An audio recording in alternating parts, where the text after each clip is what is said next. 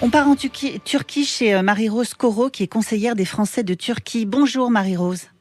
Bonjour. Bonjour, merci d'avoir accepté notre invitation ce matin sur Sud Radio, alors que la Turquie, comme la Grèce, est face à d'importants incendies dans un contexte de très forte canicule. Marie-Rose Coro, où en est-on de la situation actuellement dans le pays? Ça reste toujours inquiétant? Écoutez, votre précédente interlocutrice disait que dans le Tarn-et-Garonne, il faisait enfin beau. Ouais, Écoutez, chez nous, il fait un peu trop beau, si j'ose Ouais. dire, c'est hein. ça, ouais, Euh, effectivement. le sud du bassin, l'est du bassin méditerranéen est aux prises de ce qu'on peut appeler les changements, les conséquences du changement climatique et pas de la manière la plus agréable. Donc, on a depuis une dizaine de jours ici la pluie de ce week-end a un tout petit peu amélioré la situation, mais rien n'est réglé. Depuis une dizaine de jours, à peu près 200 incendies qui se sont déclarés et particulièrement dans les sites important d'un point de vue touristique ou économique. Donc, on a donc de très fortes difficultés à évacuer les gens, à protéger les centrales thermiques, etc., etc. À peu près les mêmes problèmes que rencontre la Grèce, sauf que pour nous, les très grandes villes ne sont pas impactées, alors que Ouais. Athènes est au bord des flammes. Hmm. Donc voilà.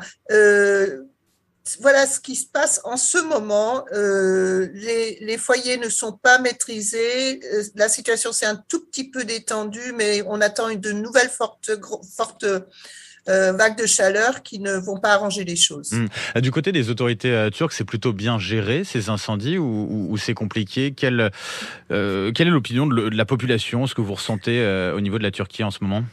Alors en Turquie, si vous voulez, c'est un régime un peu particulier, comme tout le monde le sait, Bien mais sûr. là aussi, il y a une grande critique sur la gestion de l'État de ces incendies-là. Mhm. Le défi aux autorités, aux gouvernants, et il se fait de plus en plus jour maintenant dans la population civile, parmi les jeunes un peu mondialisés, éduqués en majorité urbaine. Concrètement, qu'est-ce qu'on leur reproche à ces autorités? C'est l'absence de prise de conscience environnementale ou c'est l'absence d'organisation vraiment sur la gestion de ces incendies? Écoutez, bon, c'est difficile à dire parce que Bien bon, sûr. ici aussi, on est dans le royaume des fake news, peut-être plus encore en Orient qu'en Occident. Il n'empêche que la prévention, la conscience est là, mais au niveau de la Mm. prévention, par exemple, la Grèce, qui est 6 fois moins grande que la Turquie, a environ une quarantaine de Canadair. La Mhm. Turquie n'en a que 6. Ah Et oui. quand Oui, les c'est les feux se moyens, sont oui. déclarés, oui, oui, non, mais c'est pas seulement les moyens. Quand les feux se sont déclarés, les 6 étaient en panne. Ah oui. Donc, n'ont pas pu être déployés. Donc, un retard sur les aides qui sont venues de l'étranger, avec une difficulté dans un premier temps de refus. Les Grecs étaient prêts à aider un peu quand même en fonction de leurs moyens. L'Union européenne a un peu hésité puisque les relations sont un peu Mm. compliquées, mais les Russes, les Azéris, etc., ont été assez rapidement opérationnels. Mm. Marie-Rose Coro, en quelques mots aussi sur la crise sanitaire, on en est où du côté de la Turquie en ce moment sur la lutte contre le Covid? Écoutez, à peu de choses près, on en est à la situation française Mm. quand on écoute les chiffres officiels. Mais vous allez me dire que c'est un peu partout pareil. Les chiffres officiels valent ce qu'ils valent puisque c'est les autorités qui les contrôlent. Il n'empêche que le système hospitalier et médical est assez bien développé ici, donc la prise en charge se fait relativement bien par rapport à d'autres pays de la région. Mm. Mm. Nous avons par contre, nous, Français d'étrangers, un petit sujet. Et Oui, vous vouliez alerter sur un point particulier pour les Français en Oui. Turquie. oui, non, c'est pas seulement les Français en Turquie, ça concerne tous les Français hors Europe, donc hors Oui, Union tout à fait. européenne, qui n'ont pas été vaccinés avec les vaccins reconnus par l'Union européenne et la France en particulier. Donc, par exemple, en Turquie, les premiers vaccinés, c'est-à-dire les personnes âgées Mhm. qui ont 65 ans et plus, ont été vaccinés par un vaccin chinois, le Sinovac, qui est un bon vaccin reconnu par l'OMS, hein, Oui. mais non reconnu par l'Union européenne. Par l'Europe, ouais. Et ces Français-là ne peuvent pas rentrer en France en obtenant un pass sanitaire. En d'autres termes, à partir d'aujourd'hui, ne pas faire grand-chose excepté aller visiter leur grand-mère. Donc, on a alerté avec beaucoup d'élus, puisque nous sommes beaucoup d'élus des Français de l'étranger.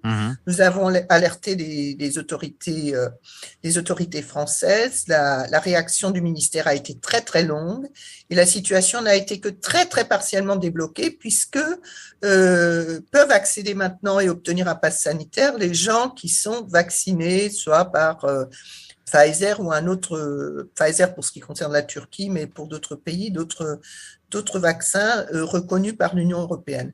Donc là, on a un véritable problème parce que pour les Français de l'étranger, c'est très important de rentrer une fois par an en France, en été, visiter leur famille, etc. Ils ne peuvent pas faire un test pour obtenir ce pass sanitaire? Le test n'est pas valable pour qu'ils puissent revenir?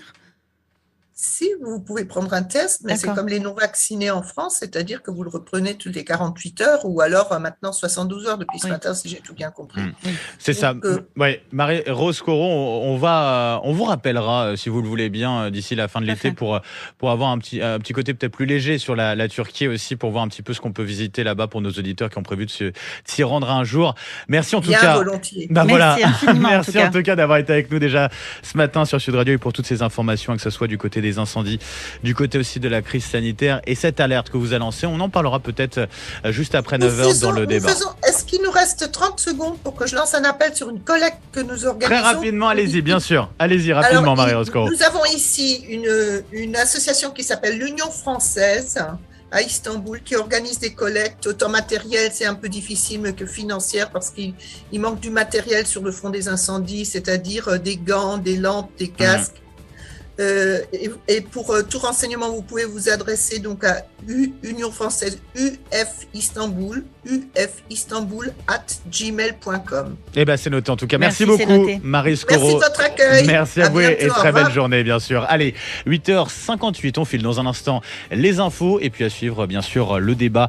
Notre question du jour, question sur l'extension du pass sanitaire. Qu'allez-vous faire maintenant? Est-ce que vous allez prévoir la vaccination, les tests ou alors vous priver de loisirs, de grands événements? Vous continuez de réagir sur Twitter, sur les réseaux sociaux et puis au 0826 300 300 on en débat avec nos invités juste après les infos. À tout de suite.